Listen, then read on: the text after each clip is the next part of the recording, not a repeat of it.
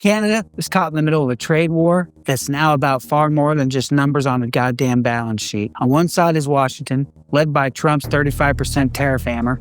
On the other side is Beijing, swinging its own economic wrecking ball, with a 75.8% anti-dumping duty on Canadian canola. And in between, a country that depends on trade for nearly 2/3 of its GDP and is realizing that in a world where everyone's picking sides, neutral isn't an option. Come on, Canada, pick a side.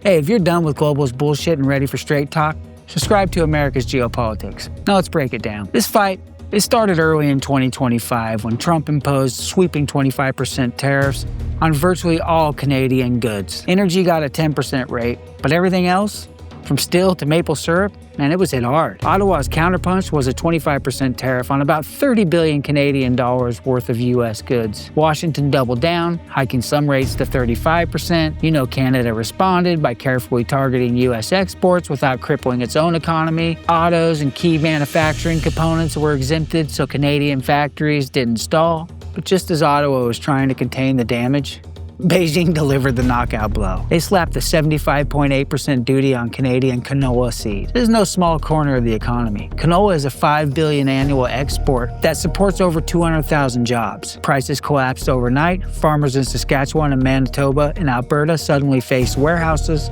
full of product they couldn't sell at a profit. And this wasn't just about canola seed. China's list kept growing. Canola oil, canola meal, peas, seafood, pork. Beijing's official line was dumping. Ottawa's response? This is political retaliation, plain and simple. The truth is that in a global trade war, facts matter way less than leverage, and China was making a point. The Bank of Canada is calling this a once-in-a-century shock. They estimate GDP could shrink by up to 4% if the conflict drags on, and nearly 750 jobs could vanish. That's not just agricultural, that's transport, logistics, processing plants, and small-town businesses tied to those industries. In some provinces, export volumes have already dropped sharply as companies rush to ship goods before the tariffs hit. The Buy Canadian movement is catching fire, but so are U.S. consumer boycotts of Canadian products. I'm not even sure the average American knows what a Canadian product is, but okay. Financially, the stress lines are forming. The Bank of Canada is split. Do they cut the rates to cushion the blow, risking inflation, or hold steady to protect the currency? Canadian banks are exposed. Around 15% of their loan portfolios are tied to trade-sensitive industries. If defaults rise, credit will tighten, and investment will slow. It's natural, it's what happens every time. Yet the TSX hasn't plunged. Investors are still betting on the U.S. Federal Reserve rate cuts to offset the pain. That's optimism or denial. I'm not really sure at this point. Politically, Prime Minister Carney is trying to walk a tightrope. His message is that Canada is not for sale and won't be bullied by bigger powers. But with the 2025 election looming, the pressure is mounting. Some voices are calling for economic nationalism, pull back, build self-sufficiently, double down on North American supply chains. Others say Canada must expand trade with Europe, Asia, and the global South to escape dependency on the US and China. Here's the cold reality. North America will remain Canada's biggest market. Geography and infrastructure make it unavoidable.